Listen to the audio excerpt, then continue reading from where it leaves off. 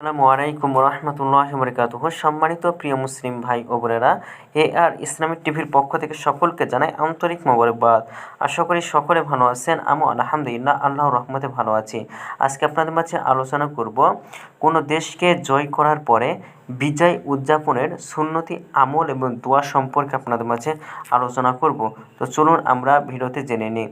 মানুষের জন্য বিজয় এবং মুক্তি লাভ যেমন অনেক বড় অর্জন, তেমনই বিজয় উৎসবও মানুষের জন্য অনেক বড় নিয়ামত। বিশ্বনবী সাল্লাল্লাহু আলাইহি সাল্লামের জীবনেও এমনই বিজয় লাভ করেছিলেন।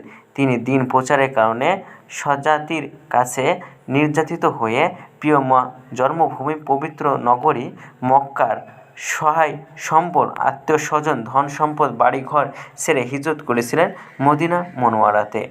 তো রাসূলুল্লাহ সাল্লাল্লাহু আলাইহি সাল্লামের দেখাদেখি মক্কা বিজয়ে অংশগ্রহণকারী দেশপ্রেমিক সাহাবায়ে কেরামও প্রিয় নবীর অনুসরণ এবং অনুকরণে 8 রাকাত নফল নামাজ আদায় করেছিলেন। তো এর থেকেও আমরা আমাদের দেশ যেহেতু আজকে থেকে বিজয় লাভ করেছে, সেই কারণে আমরা 8 রাকাত কিন্তু নফল নামাজ আমরা পড়তে পারি।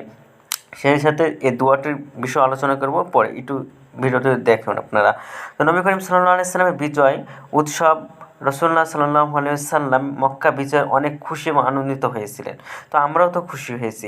এ থেকে বোঝা যায় যে বিজয়ের আনন্দ উদযাপন করা এটা দর্শনীয় না। আমরা দর্শনীয় বলবো না, আপনাদেরকে যেটা থেকে আমাদের পরিহার করতে হবে সেটা বলছি। তবে বিজয়ের আনন্দের নামে অশ্লীল গান এবং ইসলাম পরিপন্থী আচার অনুষ্ঠান পরিহার করতে হবে, বুঝলেন? এ থেকে আমরা এগুলো পরিহার করব। এবং সেই সাথে যে দোয়াটি আমরা আল্লাহ তাআলার কাছে করব সেটা হচ্ছে আল্লাহুম্মা হফাজনা বিলাদিনা বাংলাদেশ।